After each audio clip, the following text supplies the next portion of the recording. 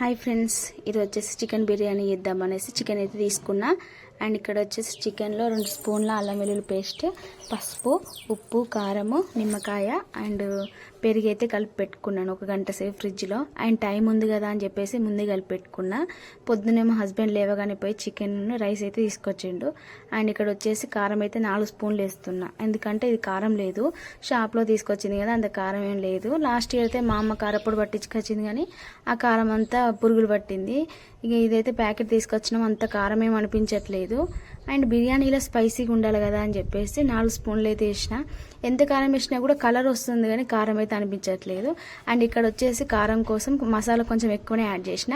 ఒక కేజీకి ఒక ప్యాకెట్ సరిపోతుంది, కానీ ఇంకా ఇది కారపొడి కారం లేదు కదా అని చెప్పేసి 1.5 అయితే కలుపుకున్నా.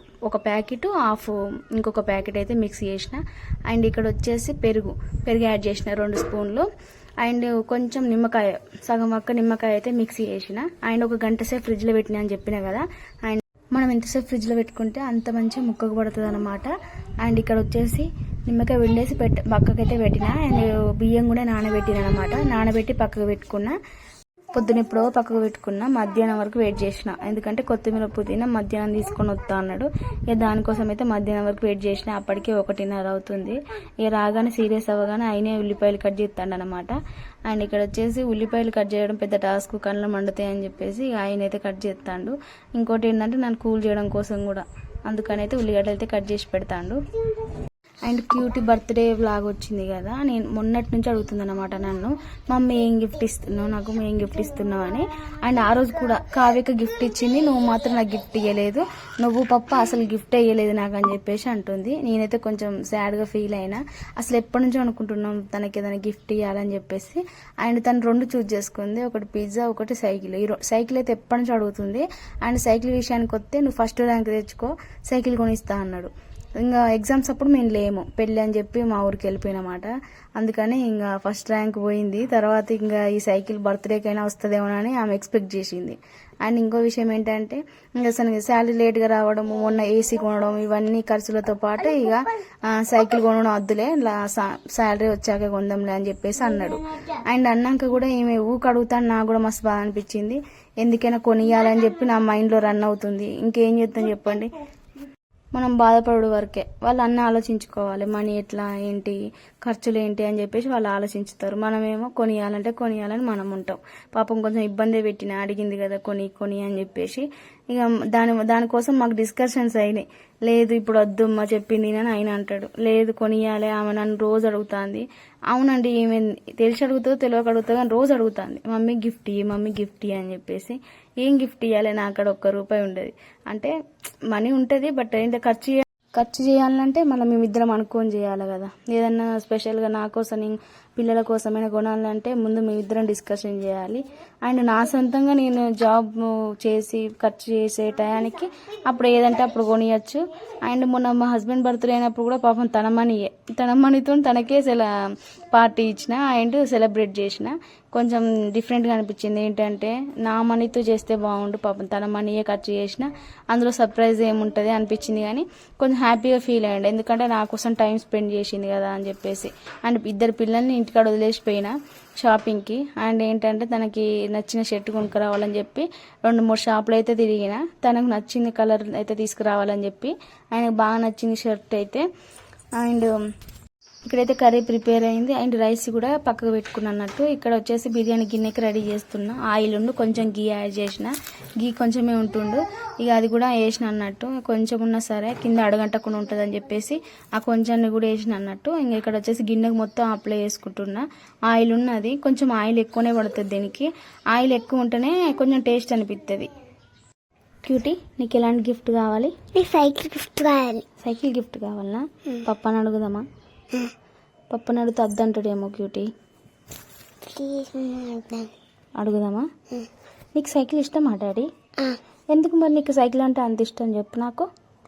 సైకిల్ వస్తుందా? ఎక్కడ నేర్చుకున్నావు? మరి నీకు సైకిల్ కొనిస్తాగా నువ్వు ఫస్ట్ ర్యాంక్ వస్తావా నెక్స్ట్ ఇయర్? ఫస్ట్ ర్యాంక్ వస్తావా?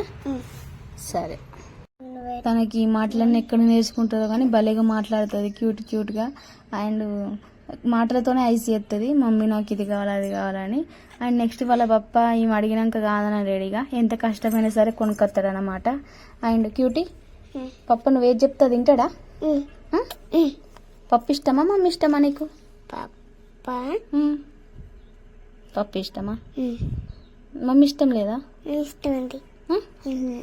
చూసారు కదా, వాళ్ళ పప్ప అంటేనే ఇష్టం అని చెప్తారు, ఇద్దరు అదే మాట అంటారు.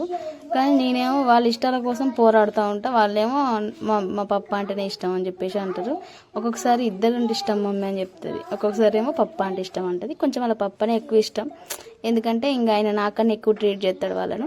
అండ్ ఇక్కడ వచ్చేసి వీరు బిర్యానీకి అయితే రెడీ అయితే అయిపోయిందనమాట. కొంచెం రైస్, కొంచెం కర్రీ, తర్వాత ఆనియన్స్ వేపుకున్నవి కూడా వేసేసి, తర్వాత మనం ఏదైతే అన్నం పంపిన రైస్ వాటర్ ఉంటాయో అది మీద వేయాలి కొంచెం టేస్ట్ కోసం. కొంచెం ఆయిల్ అయితే యాడ్ చేసిన పైన. అండ్ ఇక్కడైతే మూత పెట్టేసి ఒక 20 నిమిషాలు గ్యాస్ పైన పెట్టి అండ్ 25 నిమిషాల వరకు పెట్టుకోవాలి. తర్వాత తీసేసి మూత తీయకుండా ఒక 10 నిమిషాలు సపరేట్గా పక్కకు పెట్టుకోవాలి.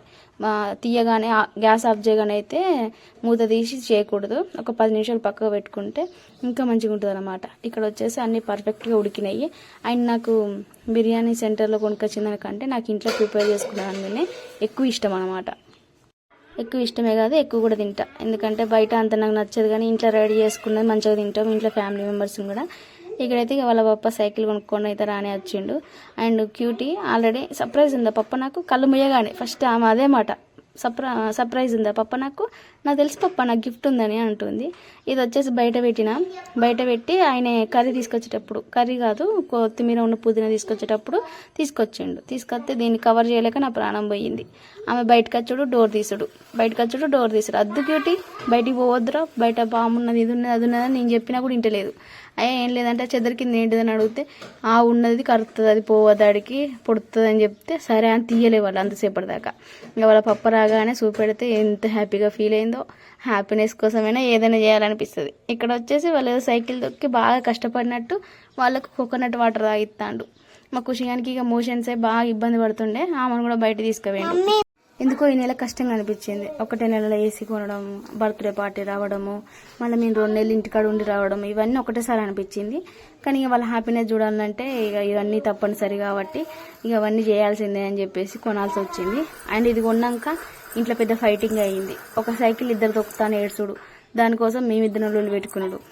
ఒకటి కొంటే ఇంకొకటి కొనాలని తెలుసు కదా, మళ్ళీ ఆమె చేయడం బట్టే అని చెప్పి నా మీద కోపంతో ఖుషిగానే బయట పట్టుకుపోయిండు. ఇక పట్టుకుపోయి ఉత్తగత్తడా కొనుక్కొనే వచ్చిండు సైకిల్.